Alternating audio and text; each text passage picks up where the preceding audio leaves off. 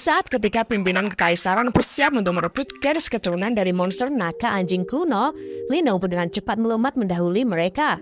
Lindong pun segera mematahkan sebagian tulang monster itu dan mencoba untuk mengekstrak garis keturunannya.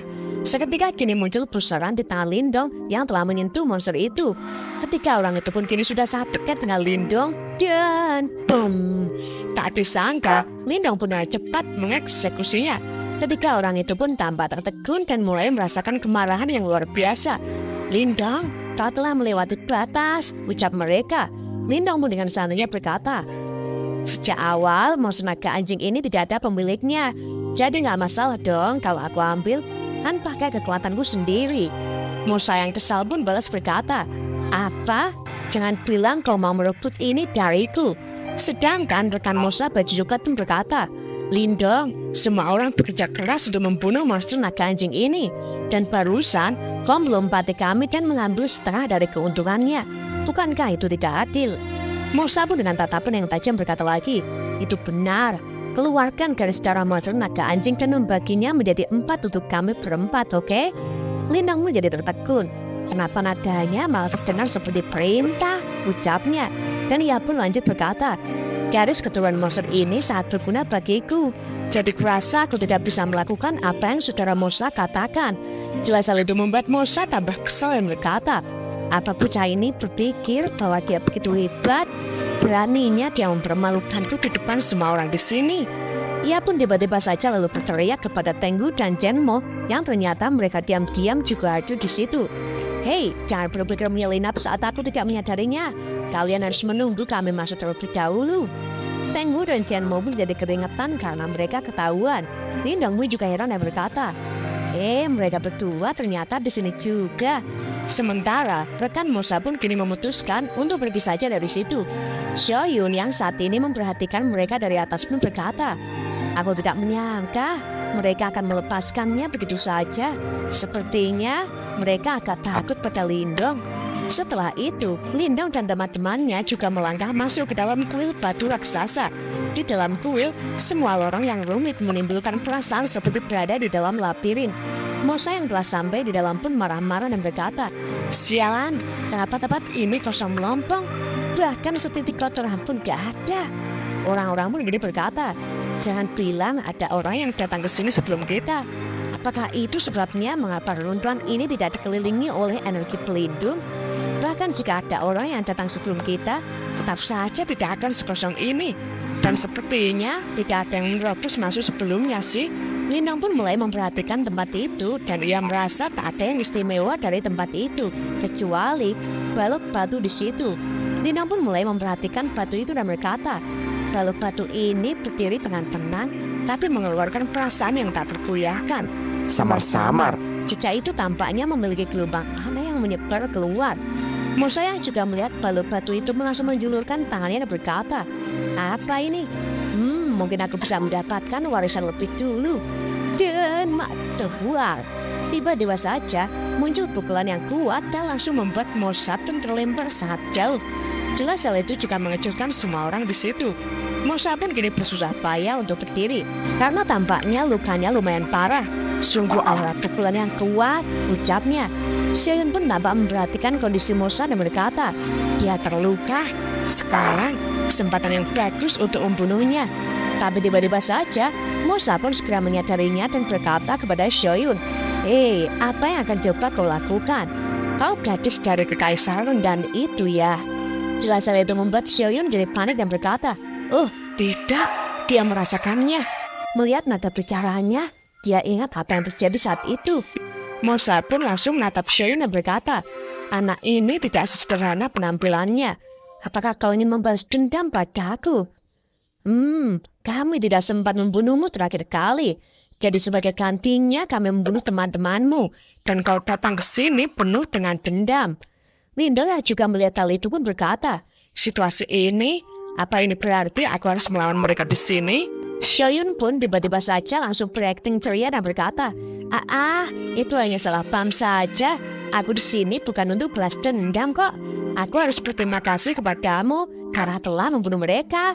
Jadi warisannya berakhir di tanganku. Berbicara tentang hal itu, Tampaknya aku telat ngucapin terima kasihnya.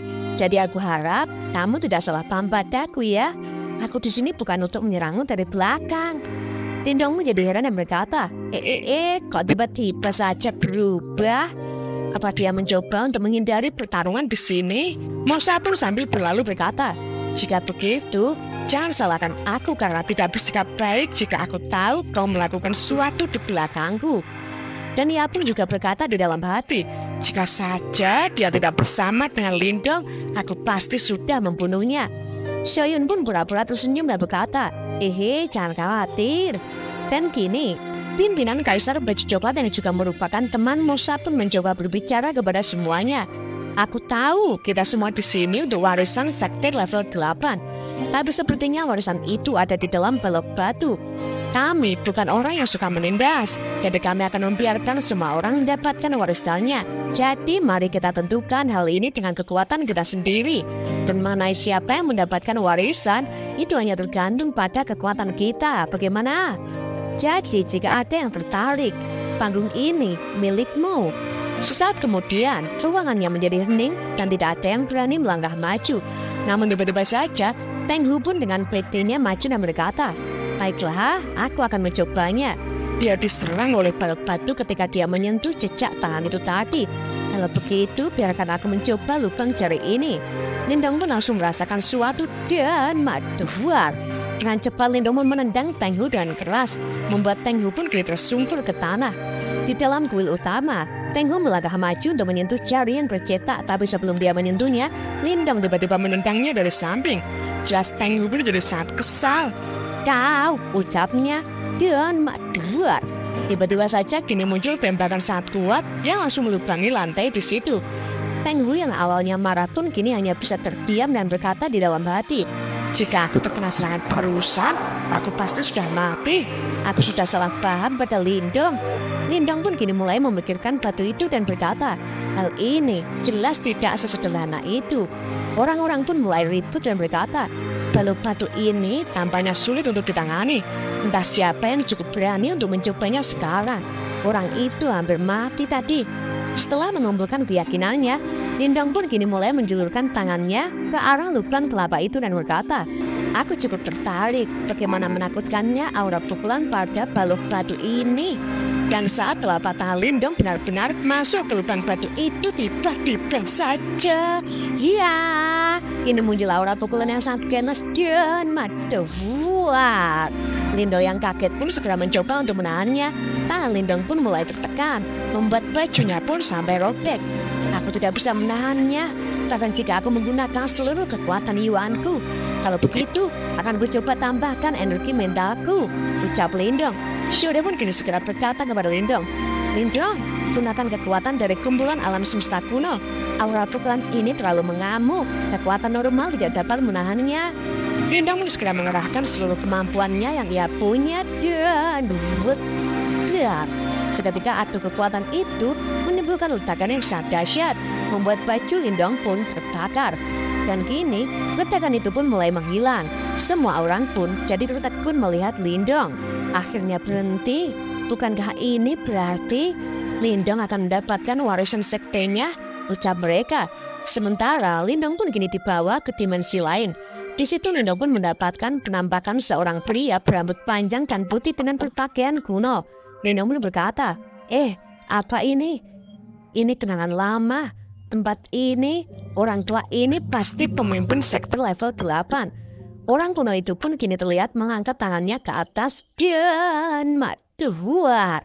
Ia pun kini memukulkan tapaknya ke balok batu itu dengan sangat keras. Ia pun lanjut meninju batu itu dan lanjut memukulkan jari telunjuknya juga. Lindong pun berkata, arti sebenarnya dari level 8 terletak pada batu itu ditakdirkan. Batu itu ditakdirkan untuk didapatkan oleh orang yang ditakdirkan. Mungkinkah? Lindong pun kini merasakan getaran yang kuat karena kini muncul 30 harta yang melayang di atas Lindong.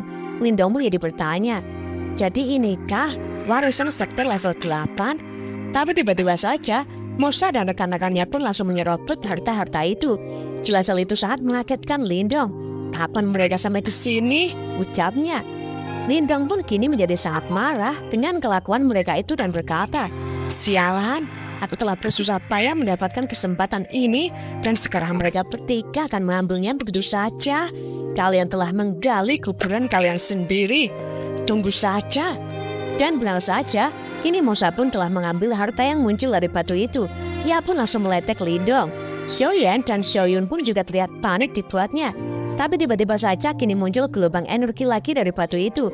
Energi itu segera memancar kepada ketiga orang itu. Orang-orang itu mulai berkata, kekuatan penolakan apa ini?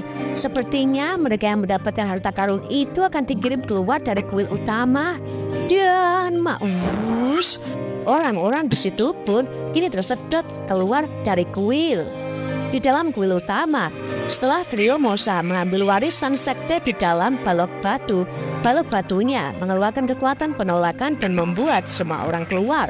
Lindong pun jadi sangat kesal. Tapi ia hanya dapat melihat orang-orang itu menghilang dengan membawa harta. Tapi tiba-tiba saja kini seorang menepuk bahu Lindong dan berkata, Lindong, kenapa kau begitu cemas? Dan ternyata itu adalah Xiude.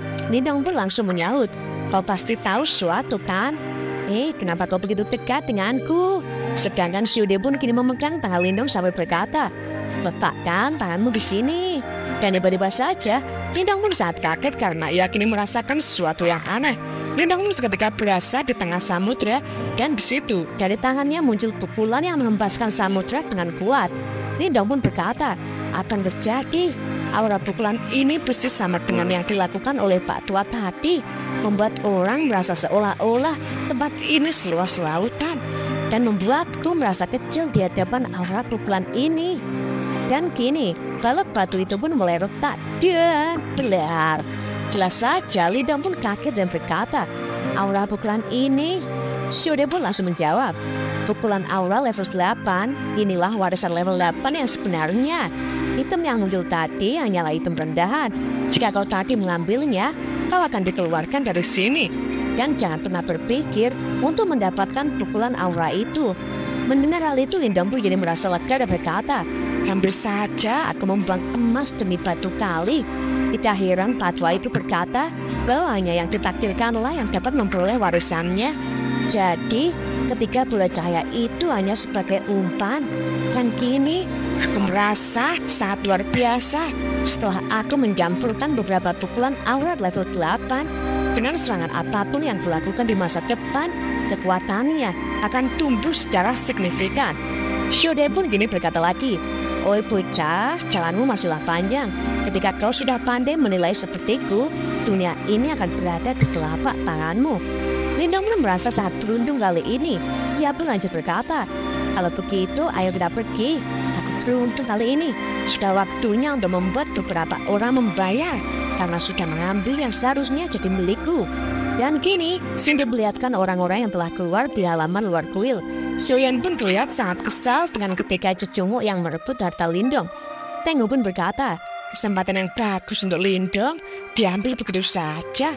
Chen Mo pun menyahut, dia mungkin benar-benar marah sekarang. Sedangkan Mosa pun tampak puas dan berkata, sekarang warisannya ada di tangan kita. Setelah kita melatihnya, Lindong tidak akan punya kesempatan melawan kita. Orang-orang itu pun lalu mengajak semuanya untuk segera pergi dari situ. Tapi tiba-tiba saja, Lindong pun muncul dan berkata, bukankah kalian bertiga sedikit tidak bertanggung jawab jika kalian pergi begitu saja? Jika bukan karena aku menahan aura pukulan itu, kalian bahkan tidak akan mendapatkan warisannya. Jelas hal itu mengagetkan ketiga orang itu. Lindong pun lanjut berkata, meskipun mereka yang ada di sini memiliki bagian dari harta itu, tapi kalian mengambil apa yang akan menjadi milikku. Bukankah itu sedikit terlalu berlebihan? Mosa pun jadi kesal dan berteriak, Lindong, warisan ini dibuat untuk yang terkuat. Jangan bilang kau ingin kami memberikan apa yang kami warisi padamu.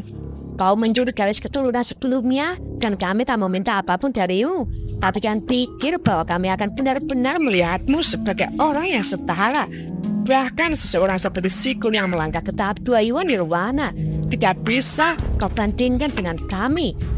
Tenggu pun berkomentar, waduh, sepertinya pertarungan tidak dapat dihindari. Master Rambut Fang pun menyaut, setelah tempat ini menjadi kacau, aku akan mendapatkan beberapa hadiah kejutan. Lindong pun kini lanjut berkata, Kau tidak salah, tentang yang terkuatlah yang mendapatkan warisannya. Tapi dengan skillmu itu, kau bakal tidak mendekati tingkatan itu. Aku takut kau harus menyerahkan warisan itu. Musa yang merasa dilecehkan pun jelas sangat marah dan berteriak, "Kampret, kau mencari kematianmu sendiri. Kau tak berhak berkata begitu padaku." Aku sangat ingin melihat apa hebatnya orang yang namanya baru-baru ini menjadi terkenal. Lindong pun dengan entengnya balas berkata, "Kuharap kau bukan salah satu sampah yang hanya pandai pacak doang." Musa pun tanpa basa-basi langsung berteriak, "Matilah kau!" Dan mampus. Musa dengan cepat melesat untuk menyerang Lindong. Lindong pun mulai bersiap dan dia mengatakan agar Xiaoyan tak perlu ikut campur. Dan meduar. Lindong pun dengan cepat menangkis serangan Musa dengan perisai pelindungan tubuhnya. Musa pun kini jadi terpental. Musa pun segera bersiap dengan kuda-kudanya untuk serangan lanjutan dan dia pun berkata, "Tidak heran, kau begitu sombong. Sepertinya kau memiliki beberapa trik yang kau sembunyikan. Tapi kau tidak akan beruntung sekarang." Telapak tangan mengikis tulang pasir kuning. Iya, dan kini muncul telapak tangan raksasa berwarna kuning emas, layaknya telapak tangan kuda Rulite yang akan melumat Sun Wukong, melumat Lindong. Dan cerita pun bersambung.